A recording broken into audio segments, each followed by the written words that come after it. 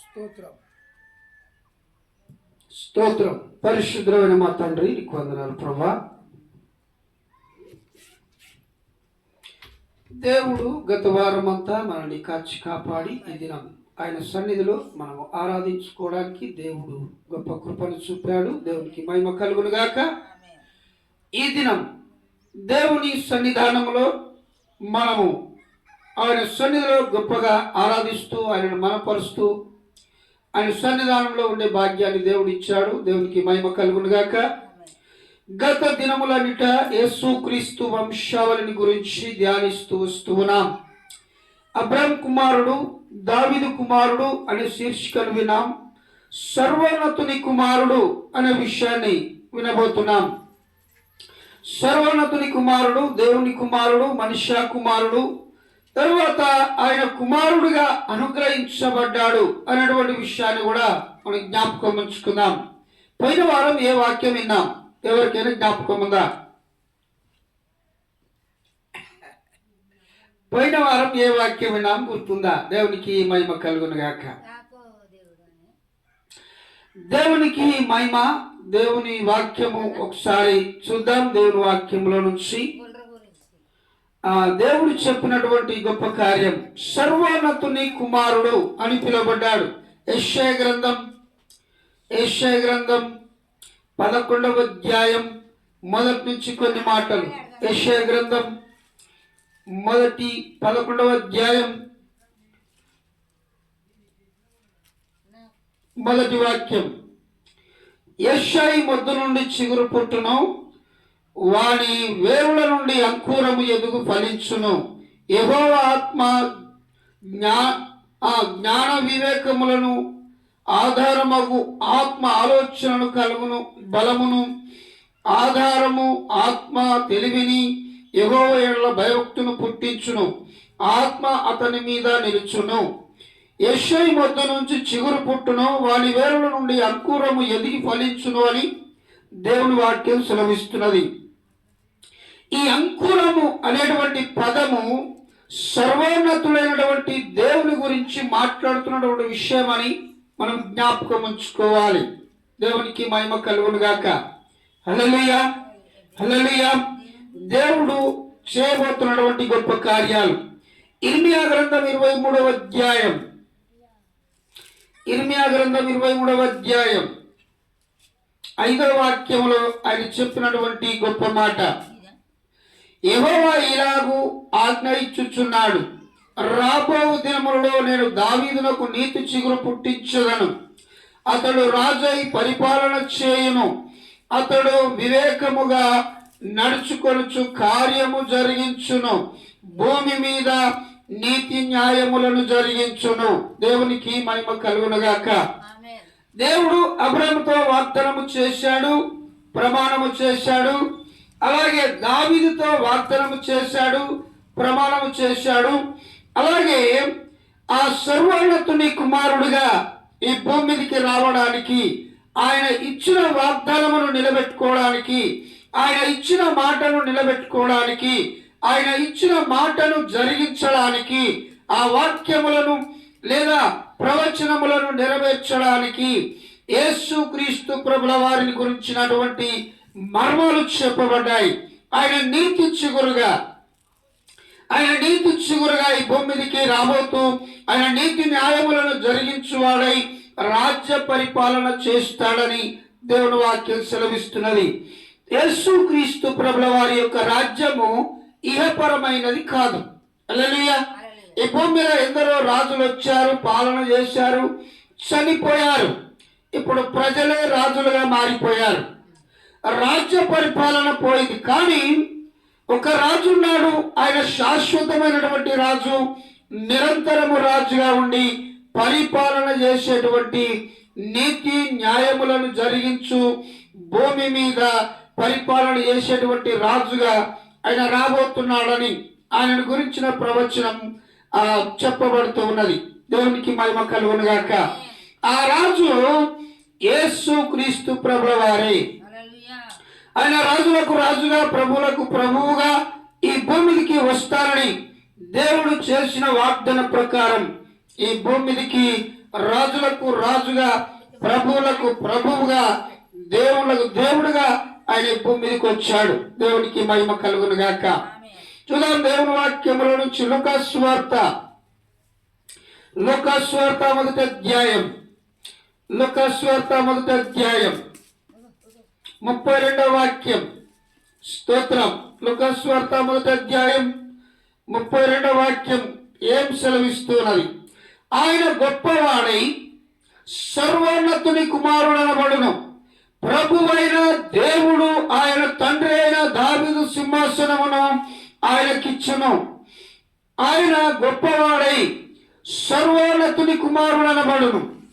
సర్వోన్నతుని కుమారుడనబడును. ప్రభువైన దేవుడు ఆయన తండ్రి అయిన దావీదు సింహాసనము ఆయనకిచ్చును.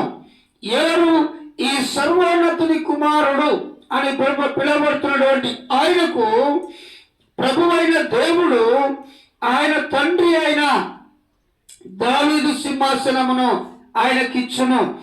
దేవుడు దావీదుతో చేసిన ప్రమాణం, నీ సింహాసనము స్థిరపరుస్తానని, నీ సింహాసనం మీద తరతరాలు ఉండే రాజులు ఇస్తానని, నీ సింహాసనము ఇక రాజు లేకుండా ఉండదు అని, నీ సింహాసనము స్థిరపరచబడి యుగ యుగాల వరకు పరిపాలన చేసే రాజు నీ వంశంలో వస్తాడని, ఆయన నీతిమంతుడు పరిశుద్ధుడిగా వస్తాడని దావీదుతో దేవుడు చేసిన ఆ ప్రమాణము నెరవేర్చుకోవడానికి దేవుడు ఇచ్చిన ఆ వాగ్దానము నెరవేరుస్తున్నాడు.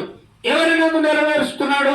క్రీస్తునందు, యేసునందు ఈ ప్రమాణ వాక్యములను నెరవేరుస్తూ ఆయన చెప్తూ ఉన్నాడు. అందుకని తండ్రి అయిన దావీదు, అందుకే అబ్రహాము కుమారుడు, దావీదు కుమారుడు, అలాగే సర్వోన్నతుని కుమారుడిగా ఆయన పిలువబడుతూ ఉన్నాడు. సర్వోన్నతుని కుమారుడిగా ఆయన పిలువబడుతున్నాడు. చూద్దాం. అదే లూకాసు వార్త మొదటి అధ్యాయం 68 నుంచి 75 వరకు వాక్యాలు చూద్దాం. 68 నుంచి 75 వాక్యాలు. స్తోత్రం. 68. ప్రభు అయిన ఇశ్రాయేలు దేవుడు స్తుతింపబడును గాక. ఆయన తన ప్రజలకు దర్శనమిచ్చి వారికి విమోచన కలుగజేసెను. తన సేవకుడైన దావీదు వంశమందు మన కొరకు రక్షణ శృంగమును, అనగా మన శత్రువుల నుండి మనలను ద్వేషించు వారందరి చేతుల నుండి తప్పించి రక్షణ కలుగజేసెను. దేవుని గురించి ఆయన ఆది నుండి తన పరిశుద్ధుల నోట పలికించెను.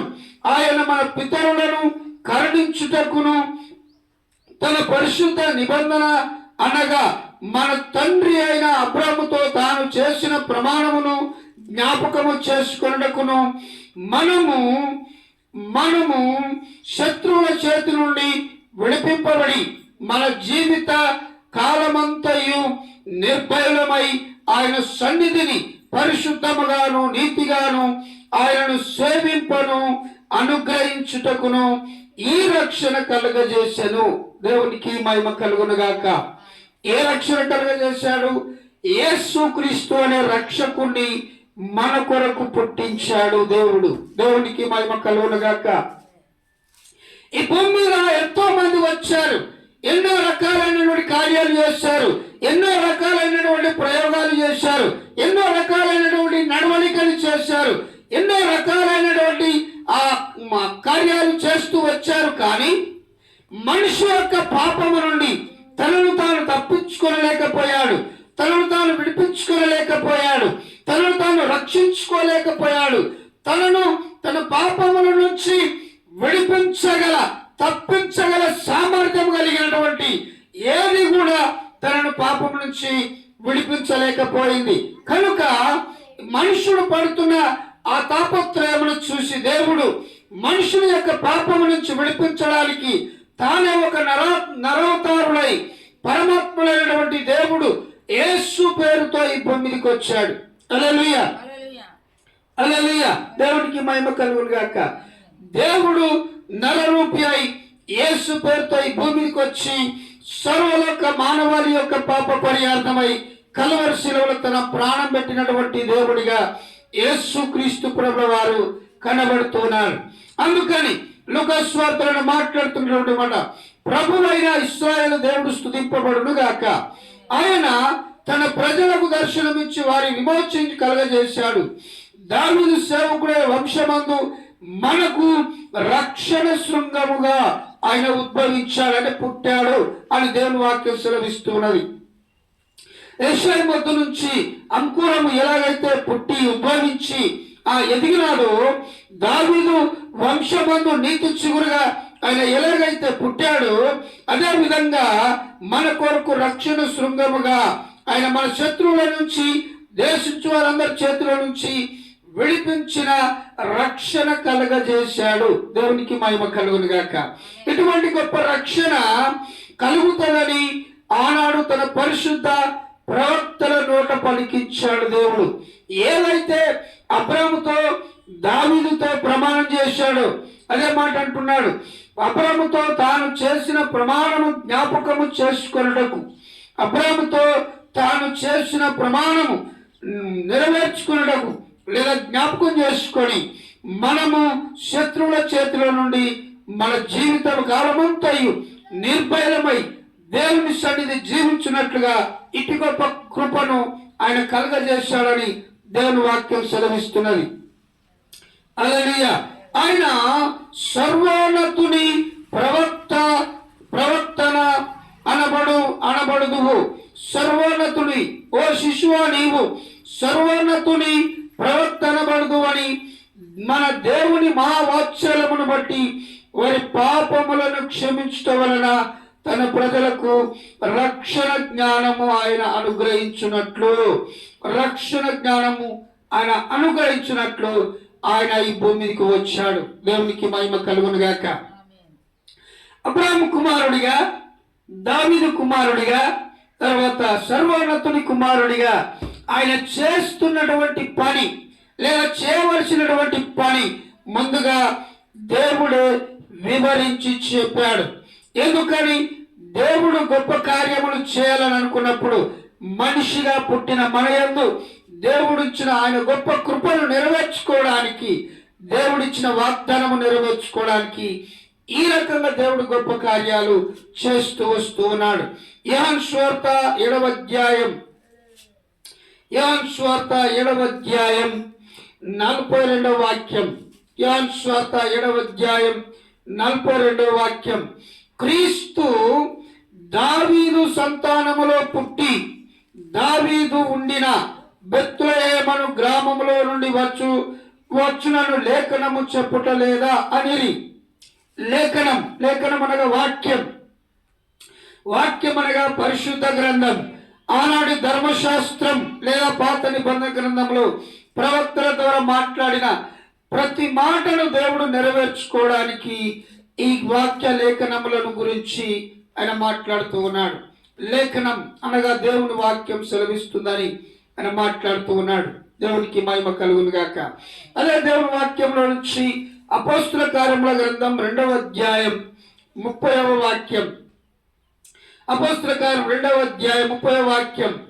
చనిపోయి సమాధి చేయబడెను, అతని సమాధి నేటి వరకు మన మధ్యనున్నది. అతడు చనిపోయాడు, సమాధి చేయబడ్డాడు, కానీ సమాధి నేటి వరకు మన మధ్యనున్నది. అతడు ప్రవక్త అయి ఉండెను గనుక మన మధ్య ఉండెను. అతని గర్భఫలములో నుండి అతని సింహాసనం మీద ఒకరిని కూర్చుండబెట్టుదును అని దేవుడు తనతో ప్రమాణపూర్వకముగా ఒట్టు పెట్టుకొనిన సంగతి అతడెరిగి. ఎవరు? అబ్రాహాముతో చేసిన ప్రమాణం, దావీదుతో చేసిన ప్రమాణం.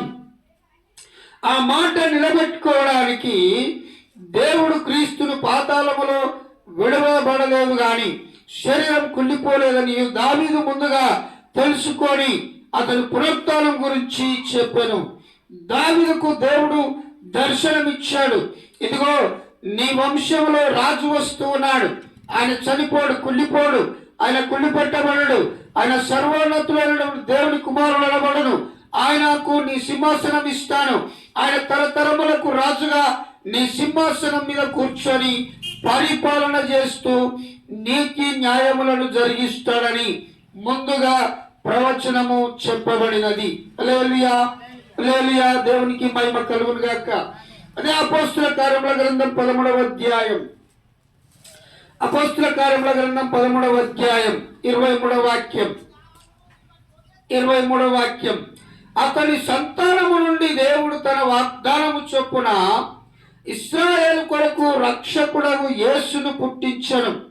అతని సంతానము నుండి దేవుడు తన వాగ్దానము చొప్పున ఇశ్రాయేలు కొరకు రక్షకుడగు యేసును పుట్టించెను. యేసును పుట్టించెను, యేసును పుట్టించెను, యేసును పుట్టించాడు. ఎందుకని? ఇశ్రాయేలు ప్రజలనగా దేవుని పిల్లలుగా ఈ భూమి మీద బ్రతుకుతున్న మనందరికీ రక్షకుడిగా ఆయన పుట్టాడు. మనందరినీ రక్షించడానికి ఆయన పుట్టాడు. మన జన్మ కర్మ పాపముల నుంచి తప్పించడానికి ఆయన పుట్టాడు. చాలా మంది మాట్లాడుతుంటాడు, ఏమనంటే నీ నొష్ట రాసింది తప్పదు అని మాట్లాడతారు. హల్లెలూయా. నీ తలరాతను సైతం మార్చగల దమ్మున్న శక్తున్న దేవుడు యేసుక్రీస్తు ప్రభుల వారు.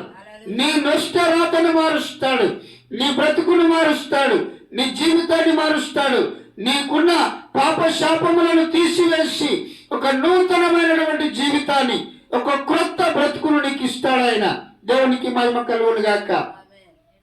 అనుకుంటున్నారు, అట్టెట్లా మారుతుంది, ఇట్టెట్లా మారుతుంది అని మాట్లాడేటోళ్ళు లేకపోలేదు. అది అనుభవిస్తే గాని అర్థం కాదు. దేవునితో సావాసం చేసి దేవుని సన్నిధిలో గడిపి దేవుని యొక్క కృపను పొందుకుంటే గాని ఆ సంగతి బోధపడదు. దేవునికి మహిమ కలుగును గాక. చూద్దాం దేవుని వాక్యంలో నుంచి రోమిలకు రాసినటువంటి పత్రిక 1వ అధ్యాయం, రోమిలకు రాసిన పత్రిక 1వ అధ్యాయం మొదటి 7 వాక్యాలు, మొదటి 7 వాక్యాలను అద్భుతంగా యేసు క్రీస్తు దాసుడును ఆ అపోస్తుడుగా నుండుటకు పిలువబడిన వాడును దేవుని స్వార్థ నిమిత్తం ప్రత్యేకింపబడిన వాడునై పౌలు రోమాలో ఉన్న దేవుని ప్రియులందరికీ అనగా పరిశుద్ధులుగా నుండుటకు పిలువబడినందరికీ శుభమని చెప్పి రాయినది. మన తండ్రి అయిన దేవుని నుండి ప్రభు అయిన యేసు క్రీస్తు నుండి కృపా సమాధానములు మీకు కలుగును గాక. దేవుడు తన కుమారుడును మన ప్రభు అయిన యేసు క్రీస్తు విషయమై, మన ప్రభు అయిన యేసు క్రీస్తు విషయమైన ఆ స్వార్థను పరిశుద్ధ లేఖనములందు తన ప్రవక్తల ద్వారా ముందుగా వాగ్దానము చేసెను. యేసు క్రీస్తు శరీరమును బట్టి దావీదు సంతానముగాను మృతులలో నుండి పునరుద్ధానుడైనందున పరిశుద్ధమైన ఆత్మను బట్టి దేవుని కుమారుడిగాను ప్రభావముతో నిరూపింపబడెను. ఈయన నామము నిమిత్తము సమస్త జనులు విశ్వాసమునకు విధేయులగునట్లు ఈయన ద్వారా మేము కృపను అపోస్తలత్వమును పొందితివి. మీరును వారిలో ఉన్నవారై యేసు క్రీస్తు ద్వారా క్రీస్తు వారుగా ఉండుటకు పిలువబడి ఉన్నారు. దేవునికి మహిమ కలుగును గాక. దేవుడు అద్భుతంగా మాట్లాడుతున్నటువంటి మాట ఏంటది? ప్రవక్తల ద్వారా ముందుగా వాగ్దానము చేసెను. యేసు క్రీస్తు శరీరమును బట్టి దావీదు సంతానముగా పుట్టాడు. దావీదు సంతానముగా పుట్టిన ఆయన శిలువలో చనిపోయి సమాధి చేయబడిన తరువాత మృతులలో నుండి పునరుద్ధానుడైనందున పరిశుద్ధమైన ఆత్మను బట్టి ఆయన దేవుని కుమారుడని నిరూపించబడ్డాడు. దేవునికి మహిమ కలుగును గాక. ఆయన దావీదు కుమారుడు, అబ్రాహాము కుమారుడు, సర్వోన్నతుని కుమారుడు, దేవుని కుమారుడని కూడా ఆయన గురించి లేఖనము సెలవిస్తున్నది.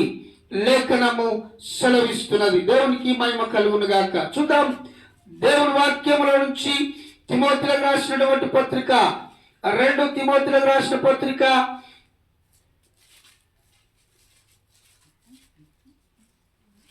11వ అధ్యాయం 1వ అధ్యాయం 9వ వాక్యం చూద్దాం ఒకసారి. రాసిన పత్రిక 2వ అధ్యాయం మొదటి 2 వాక్యాలు. తిమోతిలకు రాసిన పత్రిక 2వ అధ్యాయం 2 తిమోతి 2వ అధ్యాయం మొదటి 3 వాక్యాలు.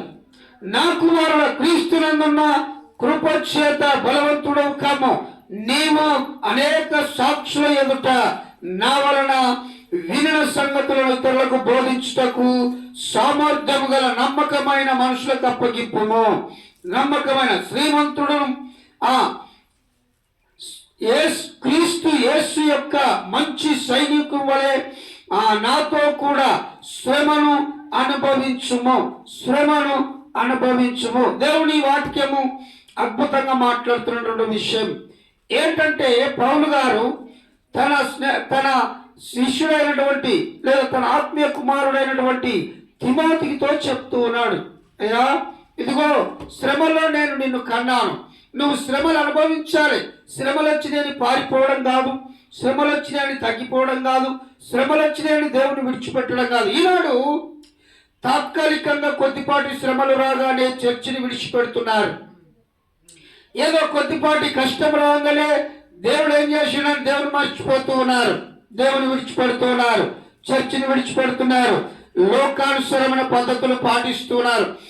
ఏదైతే నాకు వద్దు, ఇక నేను చేయను, ఇక దేవుడే నాకు దిక్కు అని బ్రతుకుతామని మనస్ఫూర్తిగా ఒప్పుకున్నటువంటి వ్యక్తులు అదే దేవుణ్ణి ధిక్కరించి విడిచిపెట్టి ఏదైతే విడిచిపెట్టారో అదే చేయడానికి వెనుకకు మళ్ళీ వెళుతూ ఉన్నారు. కొద్దిపాటి శ్రమ రాగానే దేవుణ్ణి విడిచిపెట్టి లోకంలో కలిసిపోతూ ఉన్నారు. బలు రక్కసి చెట్ల మధ్యన వల్లి పద్మము వలె జీవించాలని, బలు రక్కసి చెట్ల మధ్యన వల్లి పద్మము వలె నువ్వు ఉద్భవించాలని, జీవించాలని దేవుని యొక్క ఉద్దేశం. దేవునికి మహిమ కలుగును గాక. పరమగీతంలో రాయబడి ఉంటుంది అన్నమాట, బలు రక్కసి చెట్ల మధ్యన వల్లి పద్మము వలె నువ్వు ఉన్నావు అని. అంటే భయంకరమైనటువంటి లోక శ్రమల్లో, కష్టాల్లో, బాధల్లో బురదలో ఉన్న దేవర పువ్వులాగా నువ్వు ఉండి అద్భుతంగా వికసించాలని, అద్భుతంగా ఆశీర్వదించబడాలని, ఈ లోకంలో అద్భుతంగా నీలో ఉన్న వెలుగు ఆ చీకటిలో ఉన్న ప్రజలకు అగుపడాలని దేవుడు ఏర్పాటు చేస్తే, ఆ వెలుగును నువ్వు గమనించక, దేవుని కృపను నువ్వు పొందుకొనక, దేవుని కృపకు నిన్ను నువ్వు అప్పచెప్పుకొనక, మనుషులు చెప్పిన ఆ పద్ధతుల వైపు నువ్వు దిగజారిపోతూ ఉన్నావు. ఎందుకని? కొద్దిపాటి శ్రమ రాగానే దేవుని విడిచిపెడుతూ ఉన్నారు. దేవునికి మహిమ కలుగును గాక. చూద్దాం ప్రకటన గ్రంథం 22వ అధ్యాయం, 16వ వాక్యం.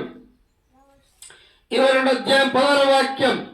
సంఘముల కోసము ఈ సంగతులను గురించి మీకు సాక్ష్యం ఇచ్చుటకు యేసు అను నేను నా దూతను పంపి ఉన్నాను. నేను దావీదు వేరు చిగురును, సంతానమును ప్రకాశమానమైన వేకువ చుక్కనై ఉన్నాను. నేను దావీదు వేరు చిగురును, సంతానమును, ప్రకాశమానమైన వేకువ చుక్కనై ఉన్నాను.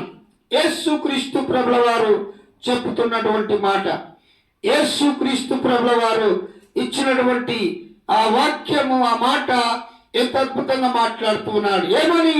సంఘముల కోసం, అంటే సంఘముగా దేవుని ఆరాధించే బిడ్డలుగా ఉంటున్న మనతో దేవుడు మాట్లాడుతున్నటువంటి మాట గొప్పగా ఆయన సెలవిస్తూ ఉన్నాడు. మన మధ్యలో ఉండి ఆయన దూతను పంపి గొప్ప కార్యం చేయాలని ఆయన అనుకున్నాడు.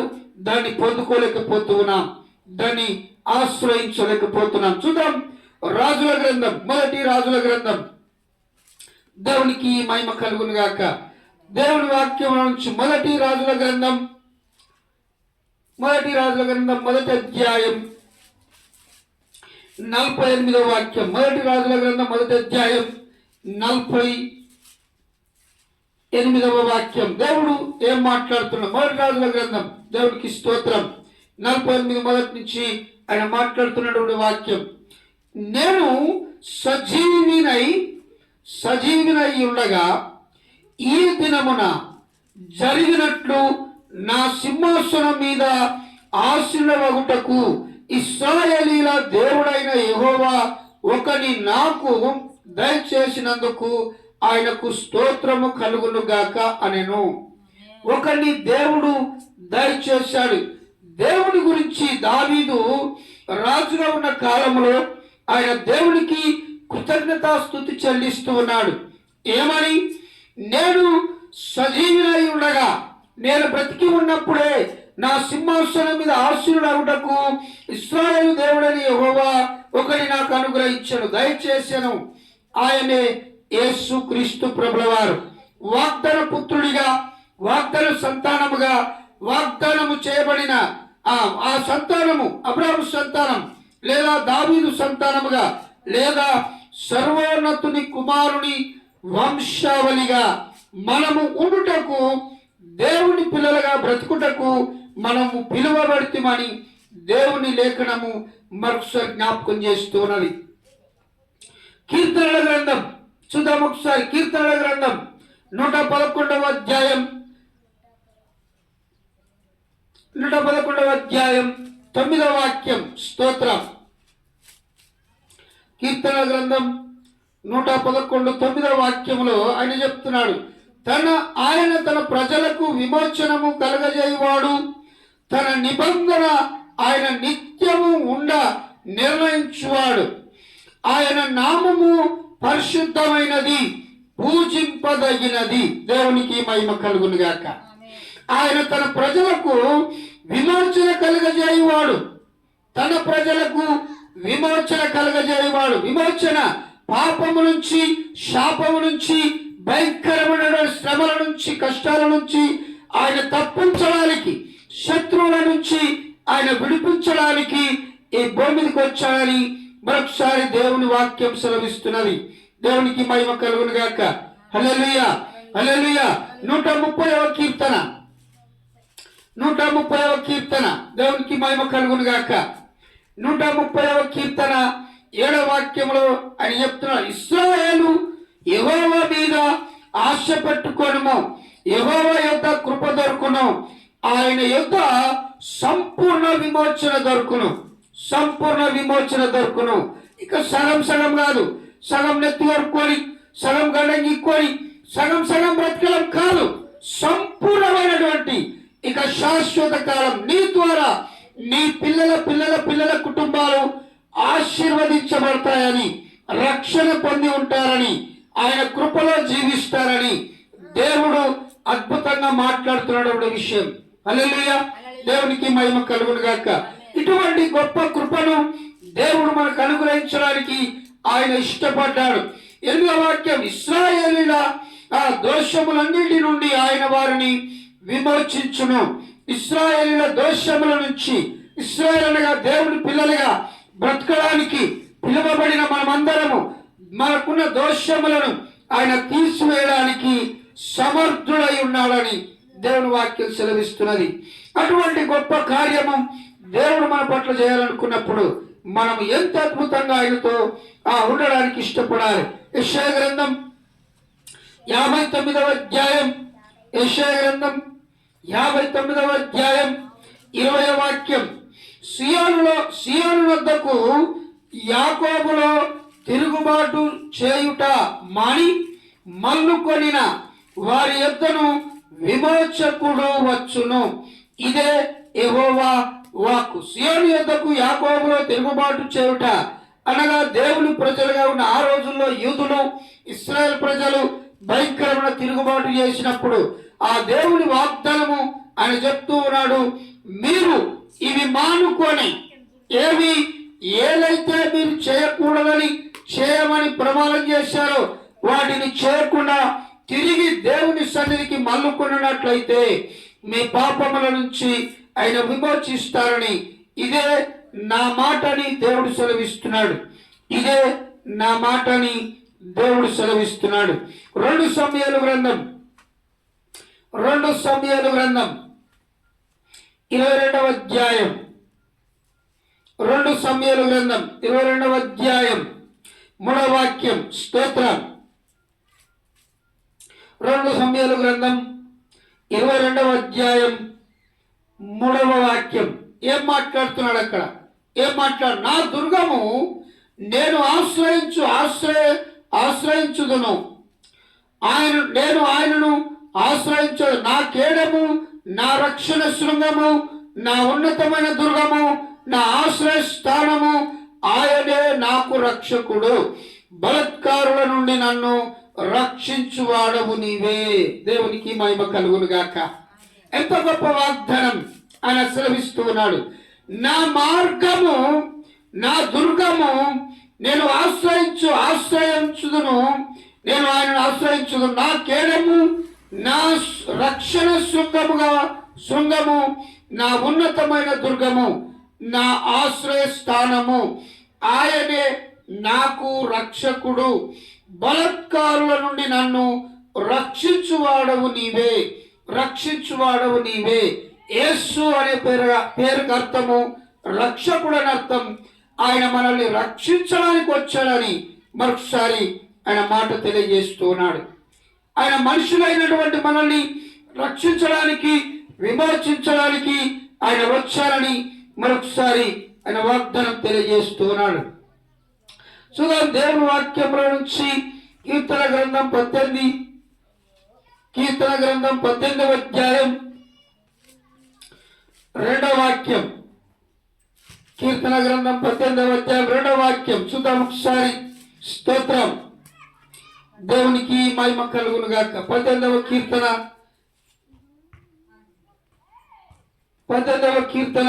2వ వాక్యం. ఏం మాట్లాడుతూ ఉన్నాడు ఆయన? యెహోవా నా శైలము, నా కోట, నన్ను రక్షించువాడు, నా కేడము, నా రక్షణ శృంగము, నా ఉన్నత దుర్గము, నా దేవుడు, నేను ఆశ్రయించున్న నా దుర్గము అని దావీదు దేవుని ఆశ్రయించి మాట్లాడుతున్నటువంటి మాట. దేవునికి మహిమ కలుగును గాక. హల్లెలూయా, హల్లెలూయా. దేవుడు తన దుర్గముగా, మన రక్షణ శృంగముగా యేసుక్రీస్తు ప్రభుల వారిని ఈ లోకానికి పంపించాడు. ఆయన ఈ లోకానికి దిగి వచ్చి సర్వలోక మానవాళి యొక్క పాప పర్యార్థమై కల్వరి శిలువలో ప్రాణం పెట్టి చనిపోయి సమాధి చేయబడి తిరిగి లేచినటువంటి ఆ పునరుద్ధానపు శక్తిని గురించి ఆయన మాట్లాడుతున్నాడు. దేవునికి మహిమ కలుగును గాక. చూద్దాం కీర్తన గ్రంథం 132వ అధ్యాయం. కీర్తన గ్రంథం 132వ అధ్యాయం 17వ వాక్యం. 132వ అధ్యాయం 17వ వాక్యం. అక్కడ దావీదునకు కొమ్ము మొలువ చేసేదను, నా అభిషక్తుని కొరకు నే నచ్చట ఒక దీపము సిద్ధింపజేసి ఉన్నాను. అక్కడ దావీదులకు కొమ్ము మొలువ చేసేదను అనగా దావీదు వంశమును నిలబెట్టడానికి, దావీదు వంశములో ఆ రాజుగా తరతరములకు ఉండడానికి, ఆయనను పుట్టించడానికి అభిషక్తుని కొరకు నేనచ్చట ఒక దీపమును సిద్ధపరచదను, అంటే ఒక రాజ్యమును కలుగజేసేదను అని దేవుడు మాట్లాడుతున్నాడు. ఒక రాజ్యమును స్థిరపరచడానికి ఆయన చేస్తున్నటువంటి గొప్ప కార్యం. హెజ్కేలు గ్రంథం, దేవునికి మహిమ కలుగును గాక. హెజ్కేలు గ్రంథం 29వ అధ్యాయం. స్తోత్రం. హెజ్కేలు గ్రంథం 29వ అధ్యాయం 21వ వాక్యం. దేవుడు మాట్లాడుతున్నటువంటి ఆ దినమందు నేను ఇశ్రాయేలీయుల కొమ్ము చిగురింపజేసి వారిలో మాట్లాడుటకు నీకు ధైర్యము కలుగజేసేదను. అప్పుడు నేను యెహోవానై ఉన్నానని వారు తెలుసుకొందురు. ఆ దినమందు నేను ఇశ్రాయేలుకు కొమ్ము చిగురింపజేసి వారిలో అని మాట్లాడుతూ ఉన్నాడు. ఎందుకని? దావీదుతో చేసిన తన ప్రమాణమును నిలబెట్టుకోవడానికి, ఆయన ఇచ్చిన ప్రతి మాట నెరవేర్చుకోవడానికి ఈ గొప్ప కార్యము తలపెట్టాడని దేవుడు సెలవిస్తూ ఉన్నాడు. దేవుడు దావీదుకు, అబ్రాముకు చేసిన ప్రమాణమును నెరవేర్చుకోవడానికి, సర్వోన్నతుని కుమారుడిగా నిరూపింపబడడానికి, నేను దేవుని కుమారుడనని నిరూపించుకోవడానికి ఈ భూమి మీదకి వచ్చిన తర్వాత ఆయన పలు విధాలుగా పలు కార్యాలు చేసి అనేకులకు మాదిరిగా చూపించినట్లుగా దేవుని వాక్యం సెలవిస్తుంది. అంతేకాదు మన జీవితాల్లో మన బ్రతుకుల్లో ఎన్నోసార్లు దేవుని మహాకృపను బట్టి ఎన్నో కార్యాలు చూస్తూ వస్తూ ఉన్నాం. ఎన్నో అద్భుతమైనటువంటి ఆశ్చర్యమైనటువంటి కార్యాలు చూస్తూ వస్తూ ఉన్నాం. దేవునికి మహిమ కలుగును గాక. ఇర్మియా గ్రంథం 23వ అధ్యాయం. దేవునికి మహిమ కలుగును గాక. ఇర్మియా గ్రంథం 23వ అధ్యాయం 5-6 వాక్యాలు. స్తోత్రం. ఇర్మియా గ్రంథం 23వ అధ్యాయం 5-6 వాక్యాలు. 5-6 వాక్యాలు ఏం చెప్తూ ఉన్నాడు అక్కడ? యెహోవా ఇలాగూ ఆజ్ఞ ఇచ్చుచున్నాడు, రాబోవు దినములలో నేను దావీదునకు నీతి చిగురు పుట్టించెదను, అతడు రాజు అయి పరిపాలన చేయును, అతడు వివేకముగా నడుచుకొనుచు కార్యము జరిగించును, భూమి మీద నీతి న్యాయములను జరిగించును, భూమి మీద నీతి న్యాయములను జరిగించును. అందుకని దేవుడు తాను చేసే గొప్ప కార్యాలు ఆశ్చర్యమైనటువంటివి, అద్భుతకరమైనటువంటివి. దేవుని నమ్మిన తర్వాత అవునంటే అవును, కాదంటే కాదు అన్నట్లుగా బ్రతకాలని దేవుడు చెప్పాడు. ఎందుకని? ఈ లోకము భయంకరమైన అబద్ధమనే పాపములో, ఆ అబద్ధమనే అసత్యములో నివసిస్తుంది కనుక ఈ అసత్యములో ఉన్నటువంటి మీరు సత్యమును నమ్మిన తర్వాత, సత్యమును వెంబడిస్తున్న తర్వాత, సత్యములో జీవిస్తున్న తర్వాత, ఈ సత్యములో నివసించడానికి ఇష్టపడిన తర్వాత మీరు అసత్యానికి సంబంధించిన ఏ విషయం కానీ మాట్లాడకూడదని దేవుడు సెలవిచ్చాడు. దేవునికి మహిమ కలుగును గాక. ఈ లోకమనే అసత్యములో సత్యాన్ని చేపట్టిన మనం ఆ సత్యం కోసం నిలబడి అవునంటే అవును, కాదంటే కాదు అని ఆయన వాగ్దానమును చేతబట్టుకొని ఆయన కోసం బ్రతకడానికి మనం ఎప్పుడైతే ఇష్టపడుతున్నామో ఆ సర్వోన్నతులైనటువంటి దేవుని కుమారుడు మన మధ్యన గొప్ప కార్యము చేయడానికి ఆయన సిద్ధంగా ఉన్నాడు. ఈ దినం ఎవరైతే ఆయన దేవుని కుమారుడని, ఆయన సర్వోన్నతుని కుమారుడని నమ్ముతున్నారు, లేదా నమ్మి విశ్వసించారు, నమ్మి రక్షణ పొందారు, వారందరి పట్ల దేవుడు గొప్ప కార్యం చేయాలని ఇష్టపడుతున్నాడు. ఈ దినం దేవునికి మహిమ కలుగును గాక. హల్లెలూయా, హల్లెలూయా. దేవుడు గొప్పవాడు, దేవుడు పరిశుద్ధుడు. దేవుడు ఎప్పుడు కూడా మనల్ని మర్చిపోయేవాడు కాదు, మనల్ని విడిచిపెట్టేవాడు కాదు, మనల్ని ఏనాడు మర్చిపోయేటువంటి వాడు కాదు. దేవుడు తన మాటను నిలబెట్టుకోవడానికి ఎంత దూరమైనా వస్తాడు, ఎంత దూరమైనా వస్తాడు. దేవుడు పరలోకములో నివసించవలసినటువంటిది ఉండి ఆ పరలోకమును భాగ్యముగా ఎంచుకొనక ఒక దీనుని, ఆ రిక్తునిగా తనను తాను చేసుకొని తగ్గించుకొని భూమి మీద ఒక మనిషిగా పుట్టి ఈ భూమి మీద నడవడానికి ఎంత గొప్ప కార్యం, ఎంత గొప్ప అద్భుతం. ఒక వ్యక్తి చంద్రమండలం మీద వెళ్ళి మొదటిసారి ఆ చంద్రమండలం మీద నడిచినప్పుడు అది గొప్పగా చెప్పుకున్నారు. ఒక మనిషి చంద్రమండలం మీద నడిచింది గొప్పగా చెప్పుకున్నారు. కానీ ఆ చంద్రమండలం మీద నడిచినటువంటి వ్యక్తి అన్నటువంటి మాట ఏంటంటే, నేను మనిషిని కాబట్టి చంద్రమండలం మీద నడిచాను, అయితే నాకంటే గొప్పవాడు ఒక ఆయన ఉన్నాడు, అంత గొప్ప దేవుడై ఉన్నప్పటికీ, అంత గొప్ప అద్భుతకరుడైనప్పటికీ ఆయన భూమి మీద నడిచాడు, ఆయన గొప్పవాడు అని సెలవిచ్చాడు. హల్లెలూయా, దేవునికి మహిమ కలుగును గాక. దేవుని యొక్క గొప్పతనం, దేవుని యొక్క గొప్ప కార్యం ఎప్పుడు మనం చూస్తామంటే నమ్మి విశ్వసించి ఆయన కొరకు జీవించడానికి ఇష్టపడినప్పుడు దేవుడు మన పట్ల గొప్ప కార్యం చేస్తాడు. అబ్రహాం కుమారుడు, దావీదు కుమారుడు, యేసుక్రీస్తు వంశావళిలో ఇదిగో సర్వోన్నతుని కుమారుడు అనేటువంటి విషయాన్ని మరొకసారి ఈ దినం దేవుడు మన పట్ల జ్ఞాపకం చేస్తూ ఉన్నాడు. దేవుడి గొప్ప కార్యాలు మనము మన బ్రతుకులో, మన జీవితాల్లో చూడాలి అని అనుకుంటే దేవుని నమ్మి విశ్వసించి మనం ముందుకు కొనసాగినప్పుడు దేవుడు గొప్ప కార్యాలు మన పట్ల చేస్తాడు. హల్లెలూయా, హల్లెలూయా. దేవునికి మహిమ కలుగును గాక. చూడండి, దేవుని కార్యము ఎంత ఆశ్చర్యమైనదో, ఎంత ఆశ్చర్యమైనదో చూద్దాం. మరొకసారి ఆ మాటను ఒకసారి చూసుకుందాం. లూకా సువార్త ఆయన చెప్పినటువంటి ఒక మాట, లూకాసు సువార్త ఆయన చెప్పినటువంటి మాట, లూకాసు సువార్తలో ఒక మాట చెప్పాడు ఆయన. ఏమని చూద్దాం. లూకాసు సువార్త 1వ అధ్యాయం 23వ వాక్యం. లూకాసు సువార్త 1వ అధ్యాయం 32వ వాక్యం. లూకాసు సువార్త 1వ అధ్యాయం 32వ వాక్యం. దొరికిందా? స్తోత్రం.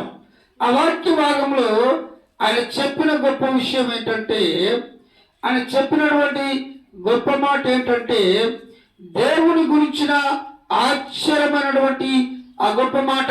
ఆయన గొప్పవాడై సర్వోన్నతుని కుమారుడు అనబడును. ప్రభు అయిన దేవుడు ఆయన తన తండ్రి అయిన దావీదు సింహాసనం ఆయనకిచ్చును. ఈ వాగ్దానము అబ్రాము కుమారుడు, దావీదు కుమారుడు. అబ్రాము కుమారుడిగా ప్రమాణం చేశాడు, వాగ్దానం చేశాడు, నిలబెట్టాడు. దావీదు కుమారుడిగా ప్రమాణం చేశాడు, వాగ్దానం ఇచ్చాడు, నిలబెట్టడానికి ఆయన మాట్లాడుతున్నటువంటి మాట. దావీదు సింహాసనమును స్థిరపరుస్తారని, దాని మీద శాశ్వతమైన రాజును నీకు ఇస్తారని చేసిన వాగ్దానం నిలబెట్టుకోవడానికి యేసు అనే మహారాజుగా ఈ భూమి మీదకి వచ్చాడు. దేవునికి మహిమ కలుగును గాక. హల్లెలూయా, హల్లెలూయా. ఆ రాజులకు రాజు, ప్రభులకు ప్రభు అయిన ఆ దేవుళ్ళకు దేవుడైనటువంటి ఆ దేవుని ఎవరైతే ఆశ్రయిస్తారో, ఎవరైతే ఆయన సన్నిధి బ్రతకడానికి నిశ్చయించుకుంటారో, వారికి విమోచన కలుగజేయడానికి ఆయన వచ్చాడు. ఏంటా విమోచన? ఈ పాపపు జీవితం నుంచి విమోచించి పరిశుద్ధమైన జీవితాన్ని ఇచ్చి పరలోక భాగ్యము లేదా పరలోక రాజ్యంలో ఉండే భాగ్యాన్ని ఆయన కలిగించడానికి భూమి మీదకి వచ్చాడు. అటువంటి గొప్ప తరుణాన్ని నిర్లక్ష్యం చేసి మనం విడిచిపెట్టుకున్న ఎడల మరెన్నడు పొందుకోక యుందుము, మరెన్నడు కూడా మనము పొందుకోక యుందుము. కనుక ఆటి గొప్ప కార్యము పొందుకోవడానికి ఈ దినమే మనసు మార్చుకొని, బుద్ధి మార్చుకొని, గుణం మార్చుకొని, అలవాట్లు మార్చుకొని, పద్ధతులు మార్చుకొని ఆ దేవుడైనటువంటి యేసుక్రీస్తు ప్రభుతో కలిసి బ్రతకడానికి లేదా ఆ విమోచకుని ఆశ్రయించడానికి ఇంకా మనకు సమయం ఇస్తున్నాడు. కనుక ఆ దేవుడిని ఆశ్రయించుదాం. దేవుడి కొద్ది మాటలు దీవించి ఆశీర్వదించునుగాక. హల్లెలూయా, హల్లెలూయా. కార్యక్రమం సమర్పించుకుందాం. తర్వాత ముగింపు ప్రార్థన ఆశీర్వాదంతో వాక్యం ముగించుకుందాం.